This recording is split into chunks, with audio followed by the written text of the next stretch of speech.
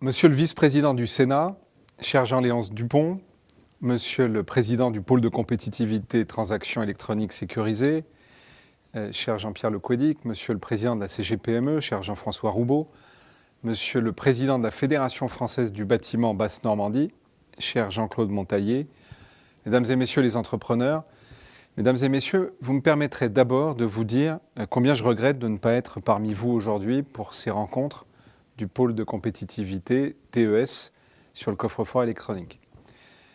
Vous savez, je suis retenu par l'examen au Sénat du projet de loi renforçant les droits, la protection et l'information des consommateurs, un projet de loi capital pour nos compatriotes, mais je voulais néanmoins vous affirmer mon soutien et l'attention toute particulière que porte le gouvernement à vos travaux par ce message.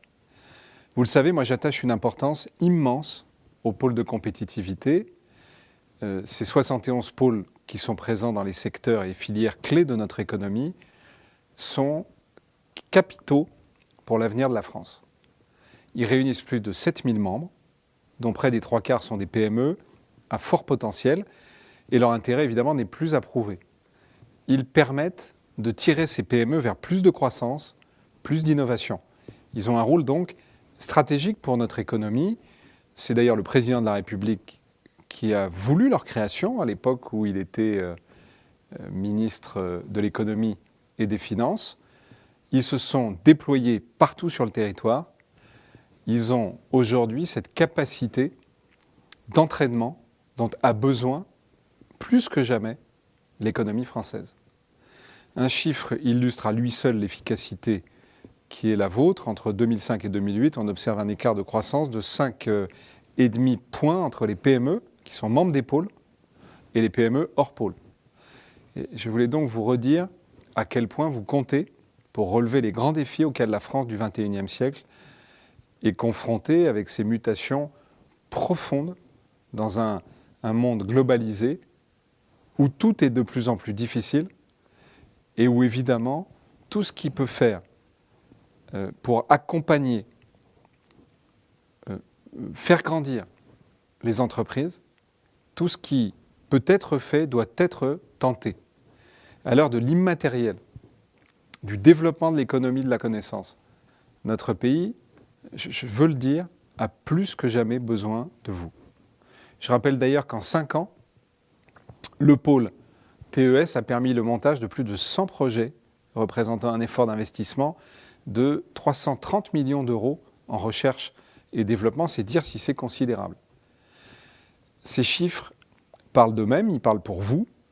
Moi, je suis ravi de m'adresser à vous parce que je sais le poids que vous représentez, mais aussi parce que le thème de votre colloque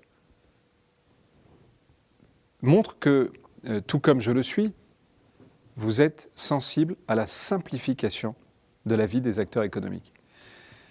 La deuxième édition des Assises de la simplification vient de se tenir à Bercy, sous ma présidence, en présence de Jean-Luc Warsmann, dont vous savez qu'il est un des acteurs au Parlement clés de la simplification, parce que cette simplification pour les entreprises, j'en ai fait l'un des piliers de ma politique.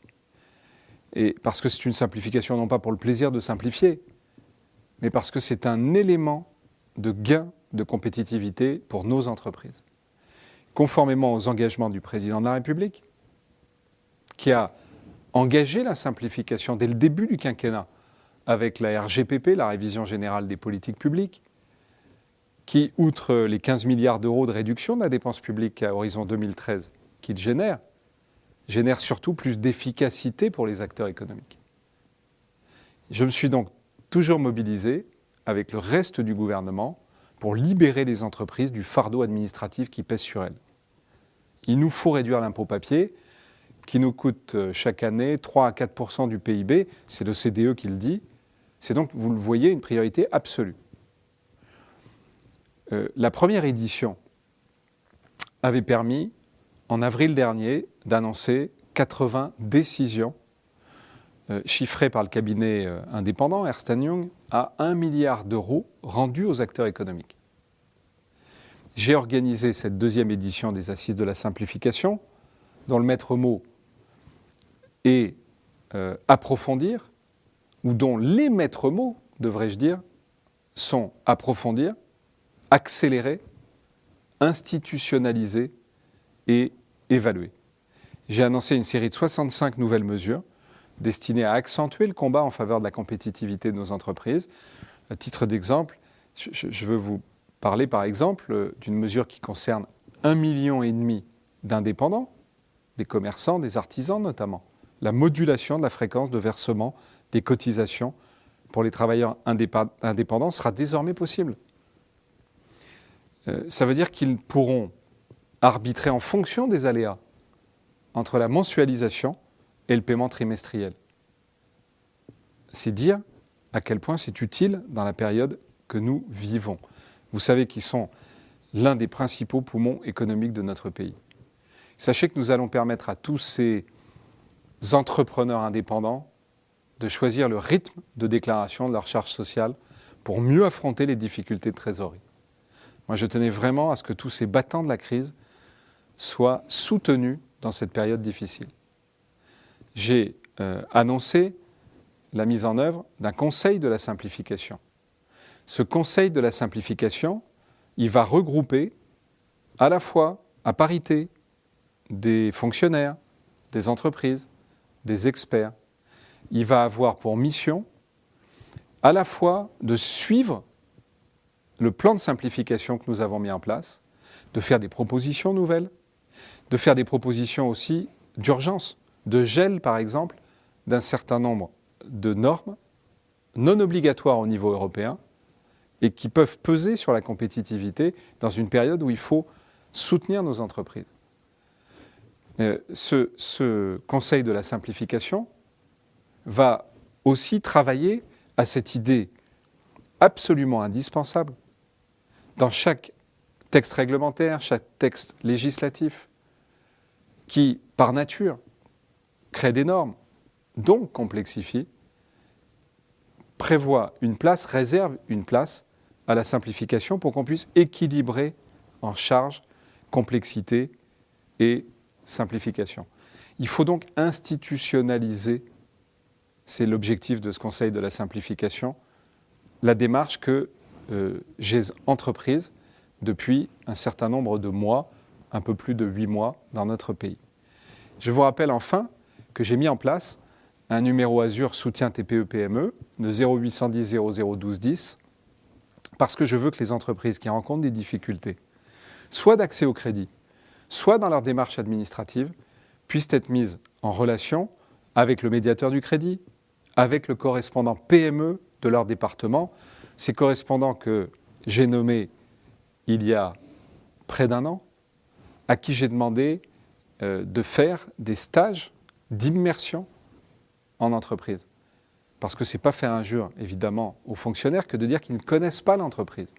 J'ai d'ailleurs pris la décision que, dorénavant, tous les fonctionnaires des directs feront ce type de stage. Ces mesures sont emblématiques de l'action que je mène au nom du gouvernement, aux côtés des entrepreneurs, pour simplifier la vie des acteurs économiques de notre pays. Et je veux que vous sachiez que mon engagement restera à la hauteur des enjeux auxquels l'économie française est confrontée pendant cette période de crise. Je maintiendrai ce cap jusqu'au bout. Je dois même dire que je vais accélérer le rythme pour que nous atteignions plus rapidement les objectifs que nous nous sommes fixés. Mais je veux dire que la simplification épouse également un enjeu fort autour duquel vous allez débattre aujourd'hui, qui est la dématérialisation. De gros efforts ont déjà été accomplis dans ce domaine, notamment pour les particuliers. C'est le cas dans beaucoup de domaines pour les entreprises. Mais je souhaite que du côté de l'administration, nous allions plus loin. Et je pense évidemment à l'une des mesures phares des assises de la simplification, la mise en place de l'armoire numérique sécurisée des entreprises, son nom de code ANS, avec un comité de pilotage qui travaille à marche forcée aujourd'hui, que vous allez évoquer dans ce colloque, que parfois on appelle coffre-fort électronique. Moi, j'ai voulu retenir le nom qu'ont choisi les entrepreneurs eux-mêmes.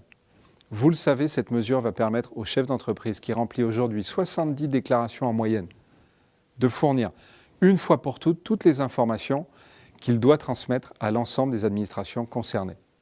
C'est un gain de temps et d'argent pour tous les entrepreneurs. Un immense chantier technique pour qu'une information donnée par un entrepreneur à une administration soit à la disposition de toutes les autres. Moi, je songe également, évidemment, au déploiement de la déclaration sociale nominative. Grâce à cette mesure, également intégrée à la proposition de loi Warsmann, qui a été adoptée à l'Assemblée nationale en octobre dernier et que nous allons examiner. Je serai au banc au nom du gouvernement parce que je suis toutes les questions de simplification en janvier de l'année prochaine. Ce seront près de 30 déclarations sociales différentes qui seront dématérialisées et fusionnées en une seule transmission. Je songe enfin à la mesure des assises de la simplification qui rend possible le dépôt des attestations pour un marché public sur une plateforme dématérialisée.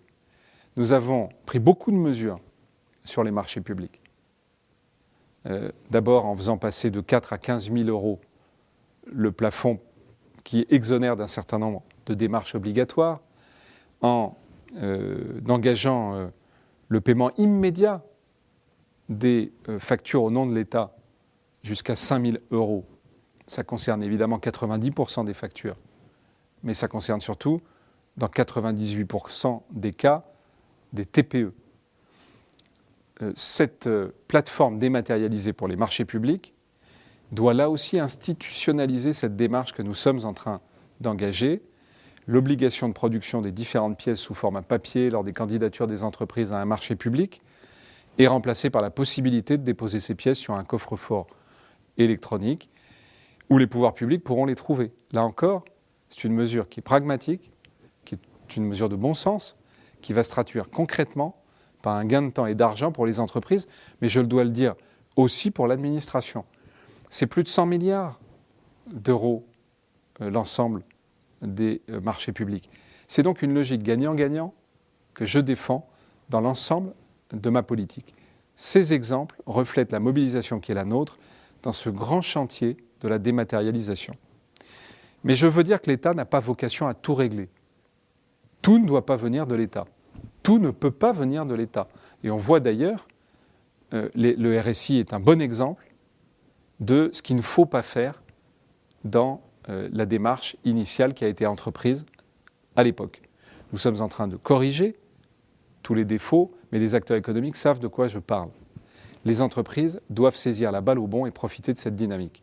Et moi, je sais pouvoir compter sur vous tous aujourd'hui, qui êtes réunis pour prendre à bras-le-corps le chantier de la confiance numérique, qui est un domaine d'activité stratégique de votre pôle de compétitivité. Les solutions de stockage sécurisées pour les données ou pour les documents que vous développez sont créatrices de formidables opportunités de marché. Et comme l'indique l'intitulé de votre colloque, d'un nouvel axe de croissance. Moi, je sais que vous en débattez tout à l'heure, que de nombreuses initiatives locales sont menées dans cette direction. Et je veux vous dire que je m'en réjouis, que je vous encourage et qu'évidemment, je regrette de ne pas être avec vous pour écouter vos échanges. J'entends bien que vous puissiez me faire profiter des idées qui sortiront de vos travaux. En tout cas, je veux vous remercier de l'attention que vous m'avez portée et vous souhaiter à tous un excellent colloque dont vous avez compris, il est absolument essentiel pour que nous réussissions de manière opérationnelle les objectifs de simplification que nous nous sommes fixés. Ça n'est qu'en travaillant main dans la main, comme je le fais depuis le début de cette démarche, gouvernement, parlement, entreprise, que nous réussirons. Vous êtes l'un des exemples de ce maillon absolument essentiel à la réussite d'une démarche qui n'a qu'un seul objectif, permettre à nos entreprises, dans une période où la situation économique l'exige, d'être plus compétitives. Merci à tous.